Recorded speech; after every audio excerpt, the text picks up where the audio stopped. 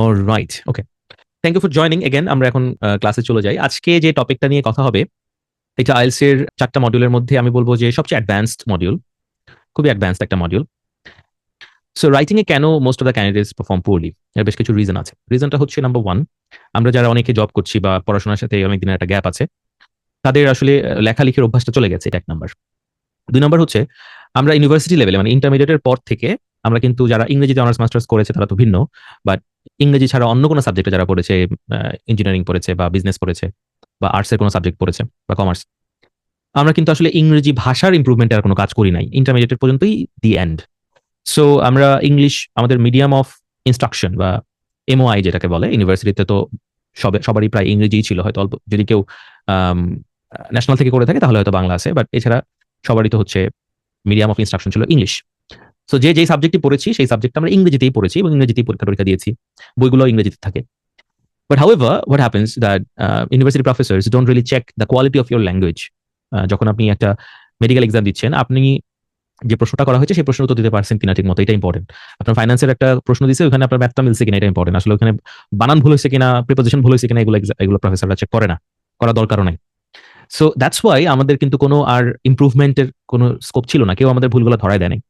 After completing the graduation অনেকে জবে ঢুকে গেছে, আপনারা চাকরি বাকরি করতেছেন, অনেক বছর ধরে চাকরিতে ইমেল লিখতেছেন, ক্লায়েন্টদের সাথে ইংরেজিতে কথা বলছেন। অনেকে আমাকে বলে যে ভাই আমি তো ফরেন এক্সচেঞ্জে কাজ করি, আমি অনেক ইংরেজিতে কথা বলি, বা আমি তো বাইং হাউসে আছি, আমি অনেক ফরেন ক্লায়েন্টদের সাথে ডিল করি, ইংরেজিতে কথা বলি। But the thing is, when you communicate with someone, it is not the objective of that person to correct you, to identify your mistakes. ওকে, আপনার সাথে যদি আমার রাস্তায় দেখা হয়, আপনি আমার সাথে যদি 10 মিনিট ইংরেজিতে কথা বলেন, আমি কি দাঁড়ায় দাঁড়ায় সেখানে আপনার ইংরেজি কারেকশন করবো? মোটেই না। আপনি যা বলতেছেন আমি বুঝলেই হয়। আপনি যদি বলেন নাসিব ভাই লেটস, না লেটস বলেন নাসিব ভাই কফি দ্যাট শপ, এতটুকু বললেই বুঝবো যে ভাই চলেন ওই দোকানে চা খাই বা কফি খাই, বাস আমি যাবো কফি খাইতে, আমি তো বলবো না যে না বাক্যটা হয় নাই। সো কমিউনিকেশনে it is not the objective to be correct, and let alone to be perfect, or let alone have a more ornate style of speaking or ornate style of writing. That's why our progress actually stopped in grade 12. আমরা ওই যে intermediate লেভেলে আমাদের যতটুকু ছিল অতটুকুর পরে আর কোনো progress আমাদের হয়নি রাইটিং এ। এবং এরপরে যেহেতু অনেকগুলো বছর চলে গেছে ইন্টারমিডিয়েটের পরে, সো আমাদের আরো ডিমোশন হয়েছে, আমাদের যে লেখার স্ট্যান্ডার্ড ছিল তখন তার থেকেও এখন আমরা একটু খারাপ লিখি। That's the general situation. Exceptions থাকতে পারে, of course there are exceptions. Exceptions cannot be taken as examples. Most of the candidates are in the same position. Now IELTS এ আসলে রাইটিং লিখতে গিয়ে যেটা হয় যে মানে স্টুডেন্টরা ফার্স্টে বিউটিফিকেশনে চলে যায়, মানে কিভাবে লিখলে লেখাটা সুন্দর হবে এটা চিন্তা করে। বাট আসলে বিউটিফিকেশন আপনার ফার্স্ট প্রায়োরিটি না, আপনার ফার্স্ট প্রায়োরিটি হচ্ছে অ্যাকুরেসি। আপনার সেন্টেন্সটা যদি কারেক্ট না হয় এটার কোনো বিউটি নাই, সিম্পল ফ্যাক্ট। ওকে, যতই এখানে সুন্দর ভোকাবুলারি থাক, যতই এখানে কমপ্লেক্স স্ট্রাকচার থাকে, if the sentence is grammatically compromise, then that sentence adds no value in your IELTS speaking, IELTS writing score. Accuracy is the first priority. Accuracy হয়ে গেলে তারপরে অনেক করা বা এটাকে সৌন্দর্য বৃদ্ধি করা, এটাকে আরো বেশি পারফেকশন করার কথা আসে। অলরাইট, সো যেটা হয় যে হ্যাঁ কমপ্লেক্স বা আরো মানে লম্বা লম্বা সেন্টেন্স লেখার চেষ্টা করা বা খুব জটিল সেন্টেন্স লেখার চেষ্টা করা। প্রথমে যেটা হচ্ছে, আগে আমি তো সেই 12 স্ট্যান্ডার্ডে রয়ে গেছি, এটা আমরা ভুলে যাই। আমরা মনে করি যে আমরা মনে হয় ইংরেজি এতদিন ধরে চালা যাচ্ছি, বাট আমরা যে ইংরেজিতে চালাচ্ছি এটা তো communicative English, it's not academic English. Okay, now আমাদেরকে যেটা করতে হবে, আমাদেরকে খুব সহজ বাংলা চিন্তা করতে হবে। আমি যখন কাউকে ক্লাসে যখন জিজ্ঞাসা করে যাচ্ছে এটাকে একটু বলেন কি লিখতে চাচ্ছেন, তখন সে এমন সাহিত্যিক টাইপের একটা বাংলা বলে, মানে এত কঠিন একটা বাংলা বলে যেটা ইংরেজি করা আরো বেশি ডিফিকাল্ট হয়ে যাবে। সো আপনাকে বাংলাটা খুব সহজ চিন্তা করতে হবে। If you think very simple sentences in Bengali, যেটা আপনি ট্রান্সলেট করতে চাচ্ছেন, তাহলে দেখবেন যে আপনার ইংরেজিটা মোটামুটি কমপ্লেক্সই হয়ে গেছে, যেহেতু এটা একটা ফরেন ল্যাঙ্গুয়েজ। বাট আপনার বাংলাটাই যদি খুব কঠিন হয়, যেহেতু বাংলা আপনার মাদার টাং, আপনার মাতৃভাষা, সেক্ষেত্রে আপনি বাংলায় অনেক ডিফিকাল্ট সেন্টেন্স তৈরি করতে পারেন, বাট সেটাকে ট্রান্সলেট আপনি করতে পারবেন কিনা, it's a different issue. So most cases স্টুডেন্টদের রাইটিং এর ইমপ্রুভমেন্ট হয় না, বিকজ তারা ভুল জায়গাতে অনেক বেশি ফোকাস দিয়ে ফেলে। নাম্বার 1, গ্রামার শিখাতে অনেক, আমাকে সব গ্রামার শিখতে হবে, আমাকে শুধু কমপ্লেক্স সেন্টেন্স লিখতে হবে, আমাকে অনেক কঠিন কঠিন ভোকাবুলারি লিখতে হবে, আমাকে আনকমন ভোকাবুলারি লিখতে হবে, এমন হাজারটা কনসেপ্ট মাথায় নিয়ে যখন তারা রাইটিং করতে বসে, তখন তাদের রাইটিং খারাপ হয়। যে সেন্টেন্স স্ট্রাকচারগুলো লিখে তারা বেশি নাম্বার পেতে চাচ্ছে, সেই সেন্টেন্স স্ট্রাকচারগুলো ভুল, এই কারণে তাদের নাম্বার কমে। যে ভোকাবুলারিটা লিখে সে মনে করতেছে যে আমার পরীক্ষা ভালো হয়েছে, আমি একটা আনকমন ওয়ার্ড লিখছি, ওই ওয়ার্ডটা আসলে সে ভুল কনটেক্সটে লিখে আসছে এবং এটার কারণে তার নাম্বার কমছে, বাড়ে নাই। So it's very simple fact. Okay, তো আসেন প্রথমে আমরা মডিউলটার ব্যাপারে একটু জানি। রাইটিং এর যে এক্সামটা হয় এখানে আমাদের 60 মিনিটস টাইম থাকে। সো টাইম ম্যানেজমেন্ট এটা খুবই ইম্পর্টেন্ট এক্সামের ক্ষেত্রে, যে কোনো এক্সামে টাইম ম্যানেজমেন্টটা খুবই ইম্পর্টেন্ট। এই 60 মিনিটসের মধ্যে আপনাকে দুটো টাস্ক লিখতে হবে, টাস্ক 1 এবং টাস্ক 2। যদি আপনারা জানেন এগুলো, তারপরে আমি বলছি, আবারও ভেঙে ভেঙেই বলছি। টাস্ক 1 এবং টাস্ক 2। সো টোটাল টাস্ক 1-এ আমাদেরকে লিখতে হবে 150টা শব্দ, 150 ওয়ার্ডস। টাস্ক 2-তে লিখতে হবে 250 ওয়ার্ডস, এবং এগুলো হচ্ছে মিনিমাম ওয়ার্ড লিমিট, মানে এর থেকে কম লেখা যাবে না, বেশি লেখা যাবে। You can write more than that. So 150 আর 250 মানে 300 400, টোটাল 400 ওয়ার্ডস আপনাকে লিখতে হবে। টাইম হচ্ছে 1 আওয়ার। 400 ওয়ার্ডস একেবারে অল্প, বিকজ সবকিছু কাউন্ট হয়, এভরিথিং। সো আমি যদি লিখি this is a pen, this, আমার লেখা পড়তে পারেন? This is a pen, thank you. So this is a pen, এখানে একটা, দুইটা, তিনটা, চারটা ওয়ার্ড হয়ে গেছে, চারটা শব্দ। তাহলে দেখেন, আসলে 150 ওয়ার্ড বা 250 ওয়ার্ড লেখা কোনো ব্যাপারই না। 150 ওয়ার্ড মানে হচ্ছে 1.5 পাতা, এক পৃষ্ঠার অর্ধেক, তারপরের পাতার অর্ধেক, এক পৃষ্ঠা, দ্যাটস ইট। আর 250 মানে 2 পাতা, যদি আপনার লেখা বেশি ছোট ছোট না হয়। 2 পাতা লিখলে 250 চেয়ে বেশি হয়ে যাবে। সো আলটিমেটলি আপনার কাছে প্লেন্টি অফ টাইম আছে, 1 ঘন্টায় 3.5 পাতা লেখা কোনো ব্যাপারই না। সো যেটা করতে হবে, আপনাকে কোয়ালিটির দিকে ফোকাস দিতে হবে, নট কোয়ান্টিটি। বেশি লিখলে নাম্বার বেশি হবে না, বেশি লিখলে ভুল বেশি হবে, নাম্বার কমে যেতে পারে। সো আপনি 400 ওয়ার্ড আছে, আপনি 400 পরিবর্তে 450, 475, হ্যাঁ 500 এর পর্যন্ত লিখতে পারেন। এর থেকে বেশি লিখতে গেলে আপনার আসলে টাইম ওয়েস্ট, কারণ আপনার রিকোয়ারমেন্ট ফুলফিল হয়ে গেছে। এখন আপনি যেটা করতে পারেন, টাইম যদি থাকে তাহলে রিভিশন করতে পারেন, একটু এডিটিং করতে পারেন, যাচ্ছে এটাকে একটু অন্যভাবে সাজাই, হ্যাঁ ডিফারেন্ট ভাবে লিখি, এগুলো করতে পারেন। বাট শুধু শুধু বেশি লিখবেন না। ওকে, সো আমাদের লেখা হতে হবে খুবই কনসাইজ, যে যে টপিকে দেওয়া হচ্ছে, যে টপিকটা আপনাদের সাথে শেয়ার করা হচ্ছে পরীক্ষাতে, সেই টপিকটাই লিখতে হবে এক্স্যাক্টলি। ওকে, অন্য কোনো ডিটেইলমেন্টে যাওয়া যাবে না। সো দুটো টাস্ক, টাস্ক 1 এবং টাস্ক 2। টাস্ক 1-এ আমাদের মার্ক হচ্ছে 30%, আর টাস্ক 2-তে আমাদের মার্ক হচ্ছে 70%। সো বুঝতেই পারছেন টাস্ক 2টা সিগনিফিকেন্টলি মোর ইম্পর্টেন্ট দেন টাস্ক 1। কারো যদি টাস্ক 2 খারাপ হয়, তার রাইটিং এ ভালো স্কোর পাওয়ার কোনো চান্স নাই। টাস্ক 1 আরো হাজার ভালো হলেও লাভ নাই। বাট টাস্ক 2 যদি ভালো হয়, তাহলে টাস্ক 1টা ডেফিনেটলি আপনাকে একটা ভালো স্কোর আনতে হবে, যাতে ওভারঅল ব্যালেন্সটা ভালো থাকে আর কি। ওকে, দুটাতেই ভালো করতে হবে, but task 2 is definitely deserve more attention from you preparation নেওয়ার সময়। সো দুটো টাস্ক, টাস্ক 1 এবং টাস্ক 2-তে কি কি সিলেবাসে কি কি আসতে পারে, সেগুলো নিয়ে আমরা কথা বলবো। তো টাস্ক 1-এ একাডেমিক স্টুডেন্টদের জন্য, যারা স্টুডেন্ট ভিসা অ্যাপ্লাই করছে, একাডেমিক আইএলটিএস দিচ্ছে, স্টুডেন্ট ভিসা, টাস্ক 1-এ হচ্ছে গ্রাফস এবং চার্টস, ম্যাপস এবং ডায়াগ্রাম। সিলেবাস হচ্ছে এটা, আইদার গ্রাফস আর চার্ট আসবে, অথবা ম্যাপ অথবা ডায়াগ্রাম আসবে, যে কোনো একটা। আমরা সবগুলো ক্লাসে দেখবো ইনশাল্লাহ। So graphs, charts, maps, diagram, এখানে কি কি থাকে যদি আমি আরো ভেঙে ভেঙে বলি, তাহলে গ্রাফের মধ্যে আমাদের লাইন গ্রাফ, বার চার্ট, পাই চার্টস, টেবল, নিচে লিখি টেবল, এগুলো থাকে। ম্যাপস এবং ডায়াগ্রামের মধ্যে কি থাকে? ম্যাপস এবং ডায়াগ্রামের মধ্যে থাকতে পারে হচ্ছে ম্যাপ, যেটা হতে পারে একটা ইনডোর ম্যাপ বা একটা ফ্লোর প্ল্যান, অথবা এটা হতে পারে একটা আউটডোর ম্যাপ, কোনো একটা এরিয়ার, এলাকার একটা মানচিত্র হতে পারে। ডায়াগ্রামের মধ্যে কি থাকতে পারে? ডায়াগ্রামের মধ্যে আসতে পারে কোনো একটা প্রসেস, হ্যাঁ প্রসেস, যেমন ধরেন সিমেন্ট বানানোর প্রসেস, অথবা কেচাপ বানানোর প্রসেস, অথবা চকলেট বানানোর প্রসেস, ঠিক আছে, অথবা একটা একটা বোতল রিসাইক্লিং করার প্রসেস, এরকম বিভিন্ন ধরনের প্রসেস। একটা ঘটনা, মানে কোনো একটা জায়গা থেকে শুরু হচ্ছে, স্টেপ বাই স্টেপ এটা কিভাবে শেষ হচ্ছে, এইটা হচ্ছে একটা ডায়াগ্রাম বা প্রসেস ডায়াগ্রাম। সো এই যে গ্রাফস, চার্টস, ডায়াগ্রাম এবং ম্যাপ আছে, এগুলো কম্বিনেশন আকারে আসতে পারে। কম্বিনেশন তার মানে শুধু একটা লাইন গ্রাফ না এসে হয়তো একটা লাইন গ্রাফের সাথে আবার একটা পাই চার্ট দিয়ে দিল, শুধু একটা বার চার্ট না এসে হয়তো বার চার্টের সাথে একটা পাই চার্ট দিয়ে দিল, অথবা হয়তো 2টা 3টা 4টা 5টা পাই চার্ট দিল। আপনারা দেখবেন কেমব্রিজের বইগুলো খুললে আপনারা এগুলো দেখতে পাবেন। সে ফর এক্সাম্পল, আমরা একটা শব্দ ধরি, ধরেন একটা শব্দ লিখলাম প্রডিউস। ওকে, সো এখন এই প্রডিউস শব্দটার বাংলা কি? সরবরাহ করা। তো প্রডিউসের একটা সিনোনিম বলো তো, কি হতে পারে? মেক অথবা ম্যানুফ্যাকচার, তাই না? গ্রো, বিল্ড, ওকে, জেনারেট, কালটিভেট। বিল্ডের পরিবর্তে কনস্ট্রাক্ট লেখা যায়। ইয়েল্ড হতে পারে, ইয়েল্ড, হ্যাঁ, কম্পোজ। Alright, good. দেখেন মানে আপনারা কতগুলো সিনোনিম দিয়ে ফেললেন, তাই না? উইদিন আ ফিউ মিনিটস, 1 মিনিটের মধ্যে অনেকগুলো সিনোনিম চলে আসছে এখানে। বাট এইটা কি আসলে আপনার লেক্সিক্যাল রিসোর্স কিনা? এখানে আমি এই যে প্রডিউস শব্দটার 8টা বা এই যে 7টা সিনোনিম আমি পেয়ে গেলাম, এটা কি আসলে আমার লেক্সিক্যাল রিসোর্সকে বাড়ালো কিনা? আমরা যেটা করি যে আমরা ভোকাবুলারি মুখস্থ করি বা শব্দের সিনোনিম মুখস্থ করি, এতে কি আসলে আমার লেক্সিক্যাল রিসোর্সের ইমপ্রুভমেন্ট হয়? হয় না আসলে। কখন হয়? যখন আমরা এই প্রত্যেকটা সিনোনিম কোন প্রসঙ্গে, কোন কনটেক্সটে প্রপারলি ইউজ করা হয়, সেটা যখন আমি জানবো, তখন হবে আমার লেক্সিক্যাল রিসোর্সেস এর ইমপ্রুভমেন্ট। যেমন ধরেন, আম, আচ্ছা একজনকে জিজ্ঞাসা করি, হ্যাঁ, এখান থেকে সে ফর এক্সাম্পল আমি আম, জান্নাতকে জিজ্ঞাসা করি। Jannat, can you please unmute yourself? জান্নাত,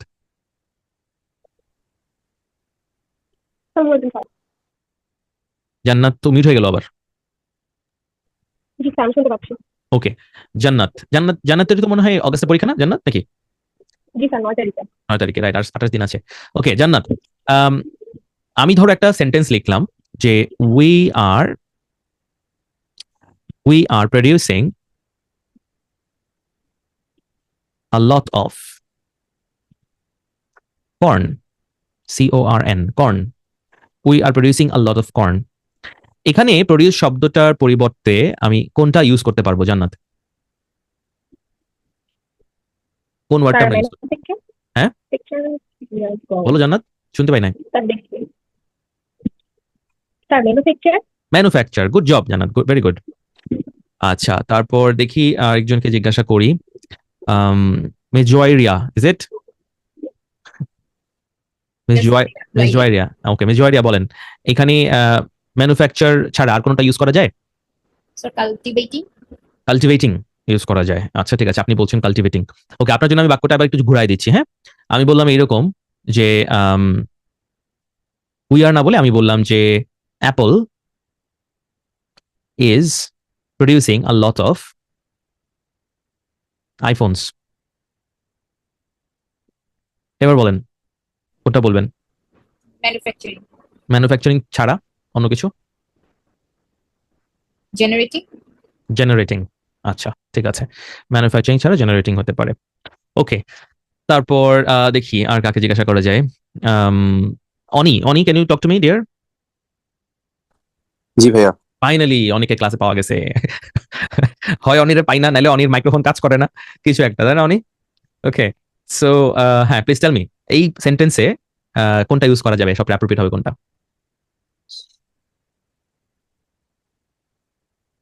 ভাইয়া অ্যাপ্রোপ্রিয়েট ওয়ার্ড তো দুইটাই দেখতেছিলাম, এখন যেটাই বসা এটাই মানে এই সেন্টেন্সটার সাথে ওইভাবে তাই শুনতে না? কেমন জানি লাগে, এরকম মনে হচ্ছে। শুনতে কেমন লাগে? গুড, ঠিক আছে Oni, I I really like your answer, good job. Okay, mister Sajal, আপনি কি এখানে কোনটা ব্যবহার করবেন এই সেন্টেন্সে? সজল, আমি ম্যানুফ্যাকচারিং ব্যবহার করবো। যদি ম্যানুফ্যাকচারিং ছাড়া অন্য কোনো কিছু ইউজ করতে বলি? তাহলে মেক, অন্য কোনোটা অ্যাপ্রোপ্রিয়েট না। আচ্ছা, তাহলে মেকিং অথবা ম্যানুফ্যাকচারিং, ঠিক আছে। আপনার জন্য সেন্টেন্সটা আবার একটু চেঞ্জ করি। হ্যাঁ, আপনার জন্য সেন্টেন্সটা আবার একটু চেঞ্জ করি। আমি এখানে অ্যাপল বাদ দিয়ে আবার আমরা উইতে ফিরে যাই। We are producing a lot of rubbish. এবার বলেন প্রডিউসিং এর পরিবর্তে কি বলবেন?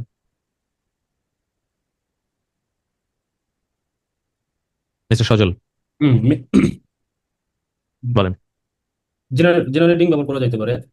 জেনারেটিং ব্যবহার করা যেতে পারে।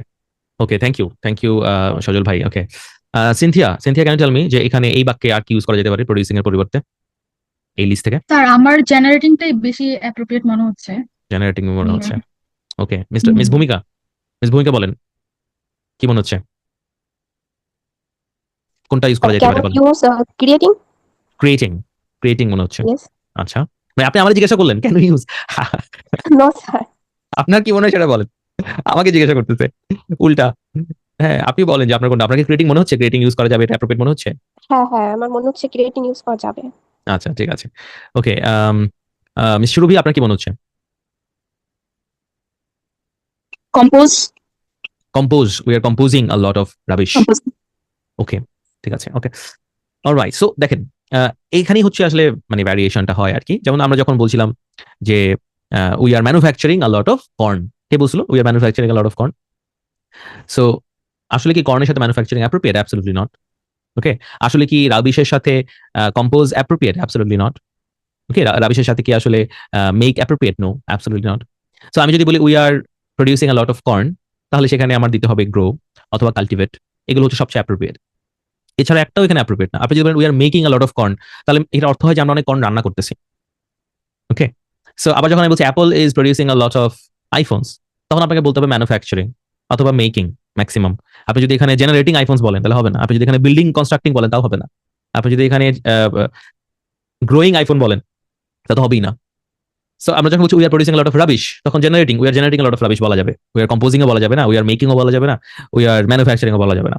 তাহলে দেখেন, this is the difference between knowing a word, knowing the synonym of a word and understanding the use of the word. Totally different.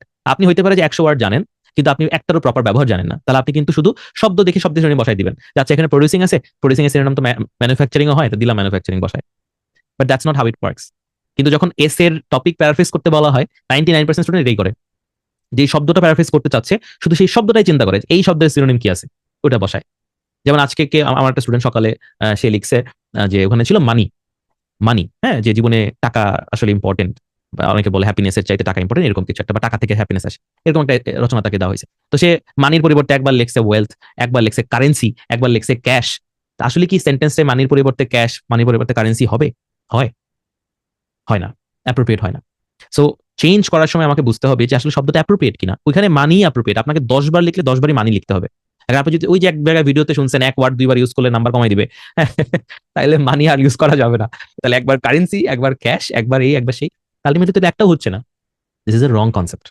আপনি অ্যাপ্রোপ্রিয়েট ইউজ করবেন। যে ওয়ার্ডটা অ্যাপ্রোপ্রিয়েট, আমি যদি এখানে অ্যাপল ইজ ম্যানুফ্যাকচারিং, মানে আইফোন, এটা যদি 10 বার লিখতে হয় 10 বারই আমাকে ম্যানুফ্যাকচারিং আর মেকিং ই লিখতে হবে। একবারও আমি এখানে গ্রোয়িং লিখতে পারবো না, বা মানে কি জেনারেটিং লিখতে পারবো না, 100 বার লিখলেও লিখতে পারবো না। ওকে, এখানে সিনোনিমটা আসবে না।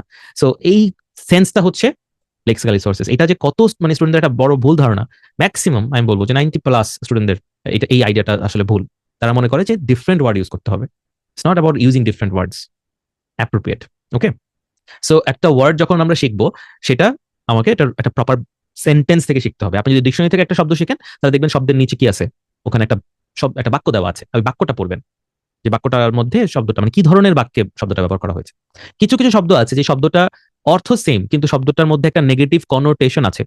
কনোটেশন বলে প্রত্যেকটা একটা শব্দের একটা ক্যারেক্টার থাকে, যে এই শব্দটা ইউজ করলে বোঝা যাবে যে কথাটা নেগেটিভ, অর্থ কিন্তু সেম, কিন্তু নেগেটিভ হয়ে যাবে।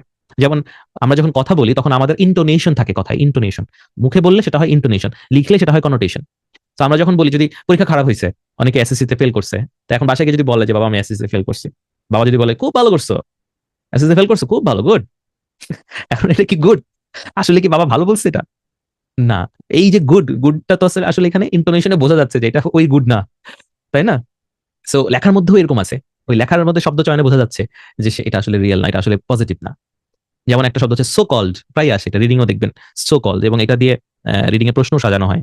নেগেটিভ, রাইটারের ইয়েস নট গিভেন এর মধ্যে এটা ইউজ করে। সো কল্ড এটা নেগেটিভ। আমি যদি বলি যে সে আসলে অনেক বড় নেতা, হ্যাঁ, আমি যদি বলি যে so called leader, so called leader, এর মানে হচ্ছে আসলে আমি তাকে বড় লিডার মনে করি না, সে আসলে বড় লিডার না, নেগেটিভ। হ্যাঁ, এখানে যে বলছি সো কল্ড পপুলার লিডার, আসলে এটার অর্থটা ডিফারেন্ট। অর্থটা হচ্ছে আসলে আমি বলতেছি যে সে বড় লিডার না, পপুলার না, নেগেটিভ। ওকে, যেমন হাইড, হাইড মানে লুকানো, রাইট? এটা ভার্ব, হাইড। ওকে, হাইডিং, রাইট, হিডেন। আবার এটা নাউন ফর্ম আছে, হাইড। নাউন মানে হচ্ছে এটা, যখন আমি বলি নাউন, তখন এটা অর্থ কি হয়? যদি নাউন হয়, যেমন আমি যদি বলি যে the the Hunter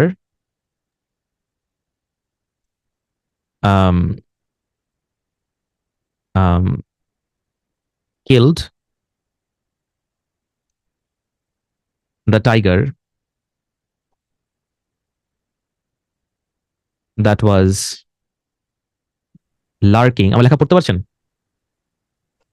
in the bush, একটা বাক্য বানাচ্ছি। ওকে, আচ্ছা এটাকে একটু চেঞ্জ করি, হাইড দিয়ে লিখতে চাচ্ছি, হাইডি লিখি,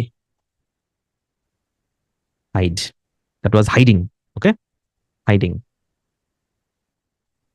hiding in the bush and took the hide. এই বাক্যের অর্থ বলেন যে পারেন। A hunter killed the tiger that was hiding in the bush and took the hide. বলেন, চেষ্টা করেন। স্পেসিফিক ভাবে জিজ্ঞাসা করবো, Ayesha, can you tell me? Miss Ayesha আজকে লিঙ্কে জয়েন করতে পারছে? ভাইয়া লাস্টে একটু বুঝতে পারতেছি না। লাস্টের টুক। ওকে, মিস বিনতি আপনি বলেন। মিস বিনতি। জি, the hunter kill the tiger, মানে হান্টারটা ওই টাইগারটাকে কিল করেছে যে টাইগারটা হাইড করেছিল বুশের মধ্যে, এন্ড টুক দ্য হাইড, এবং সে হাইড মানে নিজে একটা মানে হাইডিং একটা জায়গা, সেখানে সে নিজেকে মানে আশ্রয় নিল আর কি। আচ্ছা, হয় নাই। দেখি টাইগারটাকে কি ভাইয়া আমি বলেন তনি। টাইগারটাকে হাইট বোঝাচ্ছে, মেবি আমি শিওর না। টাইগারটাকে হাইড, টাইগারের চামড়া ছিলিয়ে নি। মেহেদি গুড জব। মেহেদি কই? মেহেদিকে একটা অ্যাওয়ার্ড। Mehedi good job. এখানে হাইড মানে চামড়া, চামড়া কালেক্ট করছে। So the hunter kill the tiger, hunter বাঘটাকে মারছে, that was hiding in the bush, যেটা এই ঝোপে লুকায় ছিল, অ্যান্ড টুক দ্য হাইট, এবং এটা চামড়া নিয়ে গেছে। বাঘ মেরে বাঘের কি নাই, মানুষ চামড়াই তো নেয়, চামড়া, দাঁত, নখ এগুলো তো কালেক্ট করে। হাইড মানে চামড়া। তো দেখেন এখানে হাইড হচ্ছে নাউন, আর ওখানে হাইডিং হচ্ছে ভার্ব। এখন এখানে আমি একটা শব্দ ইউজ করছিলাম প্রথমে, পরে এটা আমি মুছে দিছি, সেটা হচ্ছে হাইডিং এর একটা সিনোনিম ইউজ করছিলাম। হাইডের একটা সিনোনিম হচ্ছে লার্কিং। হাইডের একটা সিনোনিম হচ্ছে লার্ক। ওকে, এখানে লিখি, হাইডের একটা সিনোনিম হচ্ছে lurk. Hide equals to lurk, LURK। Lurk মানেও লুকানো। ওকে, হাইড মানেও লুকানো। অলরাইট, সো লার্ক শব্দটা হচ্ছে একটা ভার্ব, এটা হাইডের সিনোনিম। সো লার্ক দিয়ে একটা বাক্য বলবেন, একটা সহজ ছোটখাটো একটা বাক্য বললেই হবে। নাবিলা, লার্ক দিয়ে একটা বাক্য বলো। লার্ক, লার্ক মানে লুকানো, হাইড মানে লুকানো। নাবিলা, মিস নাবিলা। হ্যাঁ ভাইয়া, আমি বলছি। Danger lurks around the every corner of the jungle. Okay, ঠিক আছে, জঙ্গল টঙ্গল বাদ দিয়ে, হ্যাঁ ঠিক আছে, টাইগার দিছে সব জঙ্গল। আচ্ছা, আরেকটা তন্ময়। আচ্ছা তন্ময়, আপনি বলেন হাইড বা লার্ক, লার্ক দিয়ে একটা বাক্য বলেন। তন্ময় শুভ, আনমিউট প্লিজ, আনমিউট করে বলেন। হ্যাঁ, জি স্যার। Height Lark. একদম সহজ বাক্য বলেন, সিম্পল, কঠিন কিছু না। হাইড মানে লুকানো, লার্ক মানে লুকানো। ভাই আমি একটা ট্রাই করবো। 1 মিনিট, কি বলবো স্যার? হ্যাঁ তন্ময় প্লিজ। স্যার মাথা আসতেছে না কোনো কিছু। হাই হাই, হাইড দিয়ে কোনো কিছু মাথায় আসতেছে না।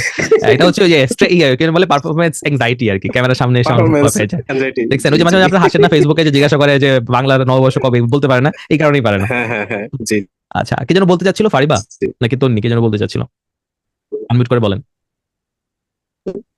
A shadow lurked behind the old house. হুম, ওকে। তারপর ধ্রুব লিখছে, the deer is lurking from the tiger. The deer is lurking from the tiger. আচ্ছা, সো এটা কেন জিজ্ঞাসা করলাম, যেমন এখানে ধ্রুব যেটা লিখছে, the deer is lurking from the tiger, অথবা my friends are lurking in the room to surprise me for my birthday. তো এইভাবে যদি আমি ইউজ করি লার্ক শব্দটা, তাহলে কিন্তু হবে না, কারণ লার্ক শব্দটা একটা নেগেটিভ কনোটেশন বহন করে। লার্ক শব্দটা ইউজ করতে হবে এমন কিছুর সাথে যেটা আসলে ক্ষতিকর বা যেটা আসলে ডেঞ্জারাস। কোনো কিছু যেটা ভালো, কোনো কিছু যেটা আসলে পজিটিভ, ওইটার সাথে লার্ক ইউজ করা যাবে না। যেমন ধ্রুব লিখছে কমেন্টের মধ্যে যে the deer is lurking from the tiger. তো ডিয়ার তো আসলে কোনো ডেঞ্জারাস প্রাণী না, ডিয়ার তো একটা কিউট প্রাণী, হরিণ। ঠিক আছে, সো ডিয়ার লার্ক করে না। আমি যদি বলি my friends are lurking to give me a surprise birthday party, তাহলে কিন্তু বাক্যটা কারেক্ট হবে না। কেন? Because connotation wrong. Lurk is a negative word, আমার বন্ধুরা তো আমাকে সারপ্রাইজ দিচ্ছে, that's a positive thing. So just because হাইডের synonym lurk, I can't use it here in this এই কনটেক্সটে। এখানে পারবো, কারণ এখানে তো বাঘ তো একটা ডেঞ্জারাস প্রাণী, সো এখানে আমি লার্ক ইউজ করতে পারবো। Tiger is lurking in the bush. Okay, the robber is lurking in the shadows, ডাকাত অন্ধকারে লুকায় আছে। ওকে, এগুলো হতে পারে নেগেটিভ কিছু। The evil লার্কস in the shadows, হ্যাঁ, আবার কি যেন জঙ্গলের কথা বলছিল, danger লার্কস in the jungle. So এগুলো ঠিক আছে। সো তার মানে একটা শব্দের পজিটিভ এবং নেগেটিভ কি আছে, অ্যাটিটিউড আছে, কনোটেশন আছে। Okay, the killer lurks in the dark, Nusrat বলছে, হ্যাঁ, I was lurking from my mother right to be beaten. আচ্ছা, সো এই জন্য যখন আমরা শব্দ চয়ন করি, কেন ভোকাবুলারি নিয়ে আপনাদের তো প্রচুর ভয় ভীতি, এবং ভোকাবুলারি নিয়ে আমি মানে অনেক প্রশ্ন পাই স্টুডেন্টদের, যে ভাই ভোকাবুলারি নিয়ে কি করবো, ভোকাবুলারি নিয়ে কি করবো। আপনি একেবারে সহজ ভোকাবুলারি ইউজ করবেন, ঠিক আছে, অ্যাবসলিউটলি। সো মার্জানা লিখছে, the seller is lurking the product side effects for selling the, হ্যাঁ রাইট, এটা হতে পারে সাইড এফেক্ট, খারাপ জিনিস। Trouble lurks around every corner, bacteria is lurking in fuchka. আচ্ছা, হ্যাঁ হইতে পারে, ব্যাকটেরিয়া খারাপ। ওকে, সো এই হচ্ছে আপনাদের ভোকাবুলারি, আশা করি যে একটা ক্লিয়ার আইডিয়া হয়েছে। আপনারা এই যে আজকে এখন ভোকাবুলারি নিয়ে যে আপনাদের যে আইডিয়াটা ক্লিয়ার হলো, মানে 90% আইএলটিএস ক্যান্ডিডেটসদের এই আইডিয়াগুলো রং, ইনকারেক্ট। ওকে, আপনাদের আজকে থেকে আর থাকবে না। আপনাদের সাথে যদি কারো পরিচয় হয়, আপনারা এই ইনফরমেশনগুলো তাদেরকে ফ্রিতে বিতরণ করে দিবেন। আচ্ছা, তারপরে নেক্সট যে পয়েন্টটা, সেটা হচ্ছে grammatical range and accuracy. Grammatical range and অ্যাকুরেসির মধ্যে আমাদের যেটা সবসময় সবার ধারণা থাকে যে আমাকে খুব কমপ্লেক্স সেন্টেন্স লিখতে হবে, এটা আমি একদম ক্লাসের শুরুতে বলছি যে আসলে এখানে ফার্স্ট টাস্ক হচ্ছে অ্যাকুরেসিতে। অ্যাকুরেসি যদি না থাকে তাহলে রেঞ্জের কোনো ভ্যালু নাই। আপনি 5টা থেকে 7টা, আমি যেটা সবাইকে বলি যে 5টা থেকে 7টা স্পেসিফিক সেন্টেন্স স্ট্রাকচার আপনি ইউজ করবেন। ওকে, এখন 5-7টা সেন্টেন্স স্ট্রাকচার কিন্তু আমরা সবাই পারি। একটা প্যাসিভ, একটা কমপ্লেক্স, একটা কম্পাউন্ড, একটা সিম্পল, একটা জিরান্ড, একটা অ্যাফার্মেটিভ, একটা নেগেটিভ, একটা সাবঅর্ডিনেট ক্লজ, বাস হয়ে যাচ্ছে আমার 5-7টা। এখানে একটা কন্ডিশনাল, হয়ে গেল 5-7টা সেন্টেন্স স্ট্রাকচার। সো 5-7টা সেন্টেন্স স্ট্রাকচার আমাদের সবারই জানা আছে মোটামুটি। এই 5-7টা সেন্টেন্স স্ট্রাকচার যদি আমি টোটালি ফ্লেক্সিবল হই, যে কোনো সিচুয়েশনে আমি এই সেন্টেন্সগুলো ইউজ করতে পারি, তাহলে আপনার রাইটিং এ 7 তোলা কোনো ব্যাপার না। যদি আপনার 7.5, 8 এরকম টার্গেট হয় রাইটিং এ, তাহলে আপনাকে 10-12টা সেন্টেন্স স্ট্রাকচার নিয়ে খেলতে হবে, 10-12 সেন্টেন্স স্ট্রাকচার ইউজ করতে হবে। ওকে, আর যদি 7 টার্গেট হয় তাহলে 5 থেকে 7টা সেন্টেন্স স্ট্রাকচার আপনাকে একদম ফুলি ফ্লেক্সিবল হতে হবে। ফ্লেক্সিবল মানে কি, ধরুন আপনি বললেন যে আপনি প্যাসিভ ভয়েস পারেন, কিন্তু ওই শুধু rice is eaten by me পর্যন্তই, অন্য টাইপের একটু কমপ্লেক্স সেন্টেন্স দিলে ওটাকে প্যাসিভ করতে পারেন না, তাহলে কিন্তু হবে না। প্যাসিভ পারেন মানে আপনি যে কোনো ধরনের সেন্টেন্সকে প্যাসিভ করতে পারেন, সেন্টেন্স যাই হোক আপনি ওটা প্যাসিভে কনভার্ট করতে পারবেন। জিরান্ট পারি মানে হলো যে কোনো ধরনের সেন্টেন্সকে আমি জিরান্ট বানাইতে পারবো। ওই একটা দুটা শুধু এক্সাম্পল পারি, কিন্তু এটা না আসলে 5-7টা সেন্টেন্স স্ট্রাকচার মানে এই 5-7টাতে আমি একদম ফুলি এক্সপার্ট।